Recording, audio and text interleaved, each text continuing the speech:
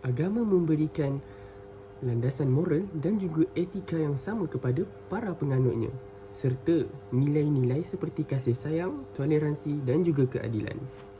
Setiap agama mempunyai ajaran-ajaran tentang pentingnya menghormati serta menghargai satu sama lain walaupun berbeza keyakinan.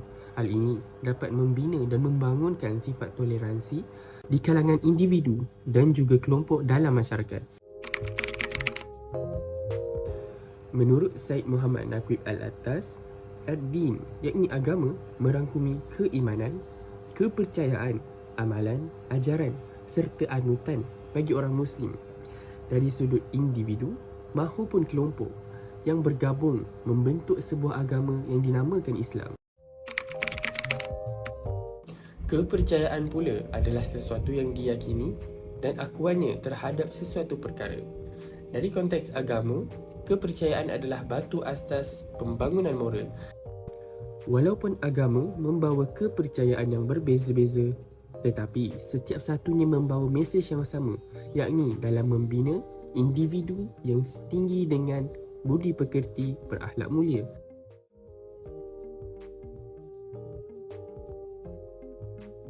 Etika dan peradaban dari segi perspektif agama dan kepercayaan. Yang pertama adalah agama Islam.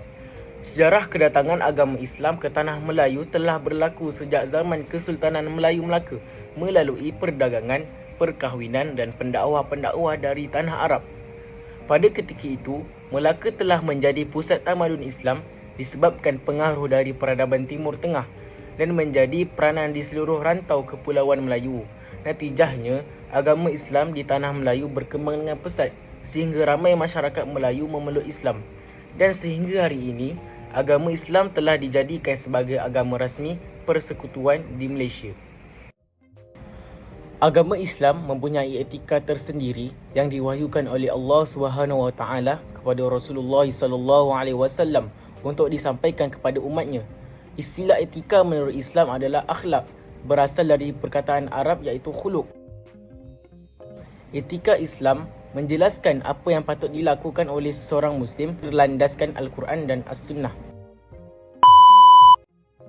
Antara prinsip-prinsip etika di dalam Islam ialah: yang pertama, asas penentuan etika adalah daripada Allah SWT. Yang kedua, manusia secara fitrahnya adalah baik. Dan yang ketiga, keadilan dan kesaksamaan sejagat.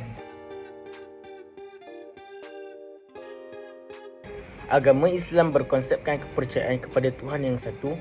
Umat Islam juga mempercayai bahawasanya wujudnya syurga dan neraka dan setiap amalan akan dihisap di akhirat kelak. Asas utama ajaran Islam adalah berteraskan daripada rukun Islam dan rukun iman.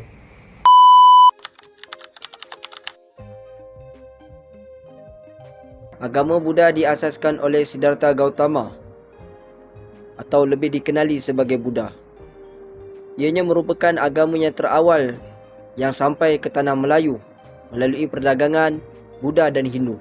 Selepas kedatangan Islam, kebanyakan masyarakat Melayu memeluk agama Islam. Dalam konteks masyarakat Malaysia pada hari ini, agama Buddha dianuti oleh orang berbangsa Cina. Agama Buddha juga mengajarkan nilai-nilai moral yang perlu diikuti oleh penganutnya. Antara prinsip-prinsip utama etika agama Buddha ialah menghalang diri daripada membunuh makhluk yang hidup, menghalang diri daripada mengambil sesuatu yang bukan menjadi hak milik sendiri, menghalang diri daripada melakukan dan mengamalkan kesalahan seksual, menghalang diri daripada berkata bohong atau menipu, menghalang diri daripada mengambil bahan yang boleh memabukkan diri sendiri.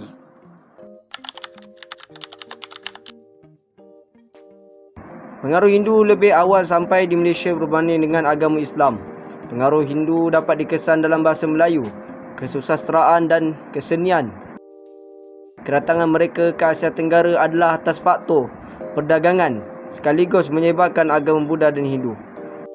Hindu di Malaysia biasanya dianuti oleh kaum India yang merangkumi hampir 6.37% penduduk Malaysia.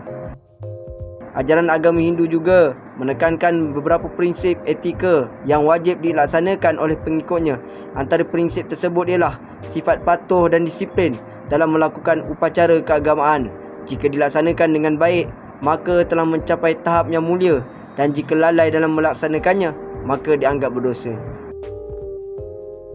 Terdapat beberapa kepercayaan agama Hindu.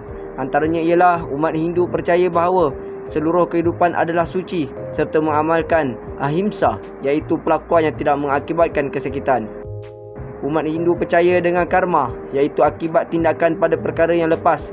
Oleh itu, manusia perlu meningkatkan amal kebaikan yang akan mengubah kepada lebih baik. Umat Hindu percaya pada kelahiran semula, sehingga kesemua karma telah dibersihkan, dan moksha, iaitu pembebasan, bermaksud jiwa seseorang tidak lagi mengalami kelahiran semula. Sejarah kedatangan agama Kristian ke alam Melayu dan tanah Melayu didatangi oleh kuasa Portugis sejak 1511, manakala Belanda pada 1641 dan British 1786. Kedatangan penjajah-penjajah ini telah memberi impak yang sangat besar kepada tanah Melayu dalam pelbagai aspek dari segi politik, ekonomi, sosial dan sistem pemerintahan negara.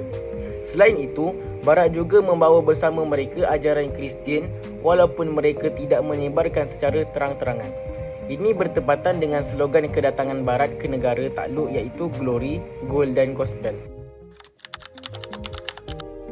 Agama Kristian telah diasaskan oleh Jesus Christ mengikut penganutnya.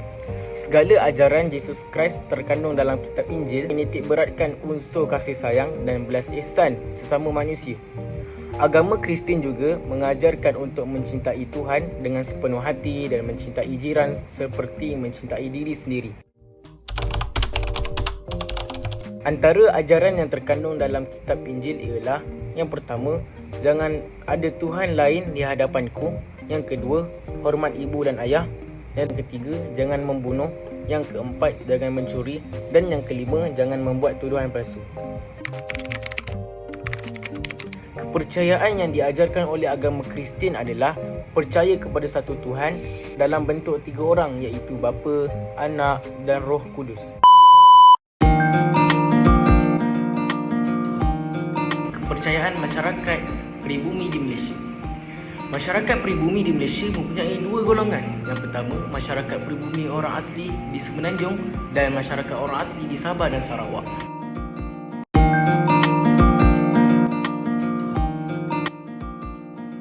Kepercayaan masyarakat orang asli di Semenanjung. Yang pertama adalah suku Mahmeri, yang mana mereka menetap di Pulau Kiri. Mereka mengadakan upacara memuja pantai untuk mendapatkan perlindungan dan pengampunan dari semangat laut. Suku Temia dan suku Semai mengadakan upacara ritual untuk menghalau kuasa-kuasa jahat. Yang pertama adalah masyarakat Iban, yang mana mereka mempercayai bahawasanya petanda yang datang melalui mimpi adalah salah satu bayangan daripada dewa mereka. Dan yang kedua adalah masyarakat Bisaya, yang mana mereka mempercayai kuasa gaib. Dan yang ketiga, masyarakat Kadazan Dusun, yang mana mereka mempercayai kepada Kinorohingan, iaitu Tuhan yang meminta keselamatan dan perlindungan. Dan yang keempat adalah masyarakat Bajau, yang mana mereka masih menjalankan upacara ngenduang. Pada 16 Oktober 2023, laporan polis telah dibuat setelah tular di media sosial yang berbau penghinaan terhadap agama Islam yang diunggah oleh pengguna akaun Facebook yang bernama Iliman, sehingga mendatangkan reaksi yang negatif dari warganet. Pihak polis menasihati mana-mana pihak agar tidak menyentuh tentang sensitiviti agama kerana boleh menggugat dan menjadikan huru-hara serta kekecohan yang tidak diingini. Kepentingan beragama merupakan satu perkara yang amat penting dalam kehidupan setiap manusia. Hal ini kerana dengan beragama dapat menjadikan seseorang itu berakhlak mulia. Setiap agama mengajarkan kebaikan dan mencegah dari melakukan kejahatan. Sebagai contoh, agama Islam mengajarkan kita untuk sentiasa menyayangi orang lain, larang diri dari melakukan kejahatan dan banyak lagi. Ini menunjukkan bahawa dengan beragama dapat melahirkan negara yang makmur dan hidup dalam kedamaian walaupun berbeza agama dan bangsa. Kesimpulan yang dapat dibuat di sini adalah bahawa agama dan kepercayaan mempunyai potensi besar dalam mencipta dan menguatkan perpaduan di kalangan masyarakat. Oleh itu, memupuk semangat perpaduan di kalangan masyarakat tersangatlah penting untuk memastikan keamanan, kesejahteraan dan juga kemajuan negara dapat dicapai.